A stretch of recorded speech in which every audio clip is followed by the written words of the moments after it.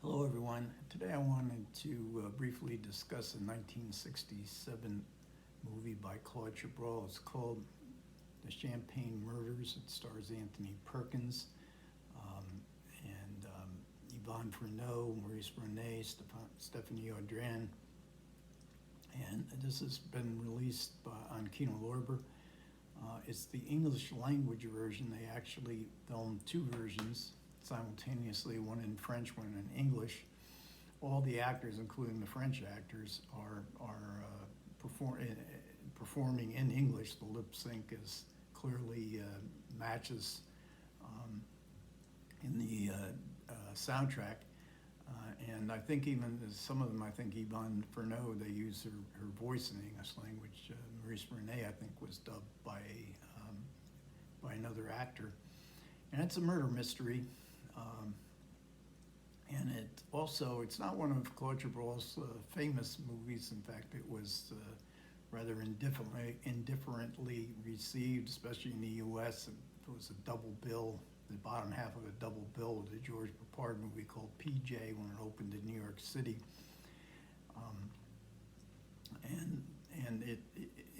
I guess much of that is due to the fact that Chabrol was making a murder mystery with characters that you really you can't identify much with.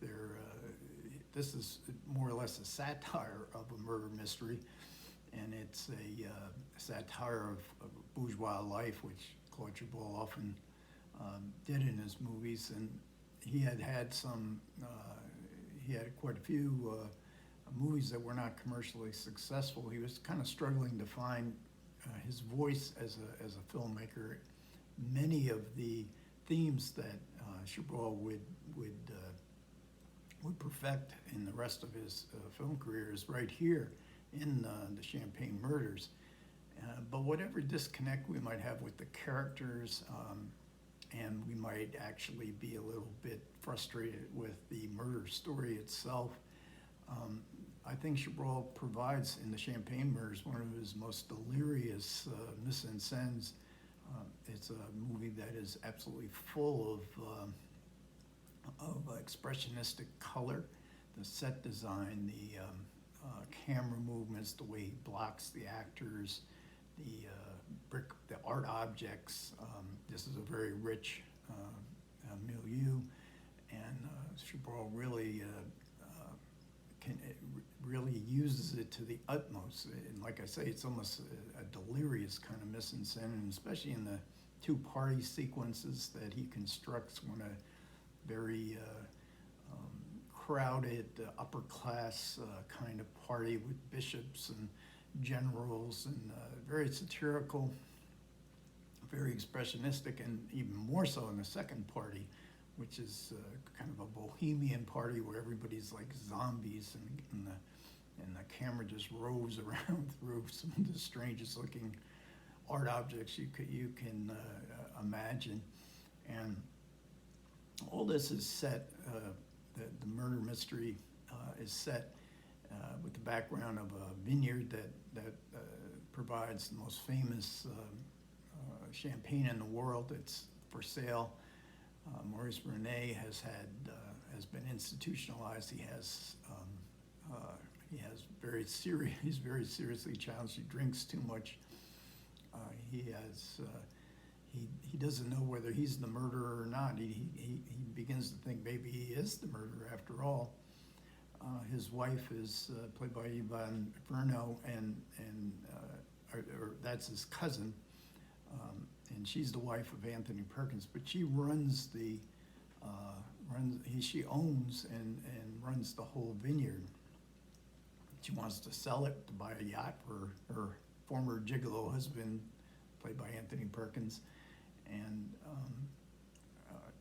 but Maurice Ronet, her cousin, owns the trademark, and of course the buyers don't want to buy this vineyard, so that without the trademark name, and so that's the background. But the characters, all three characters, are totally disconnected from that. It has no meaning for them. And I think Anthony Perkins, they're all great in this film, and Anthony Perkins is really funny.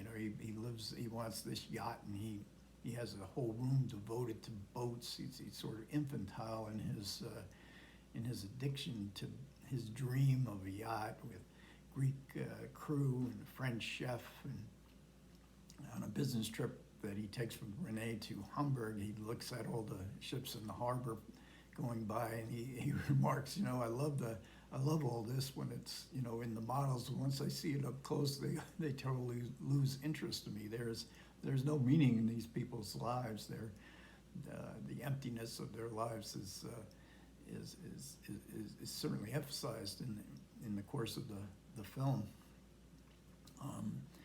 And we also have a very strange ending, and I remember seeing this on television years ago, and I didn't have a clue what this film was about, but after watching it and then watching it with the commentary, I really started to appreciate it. It's a beautiful restoration. It also has a commentary. It's one of those commentaries that have two commentators, and usually in that situation, one is the dominant one, and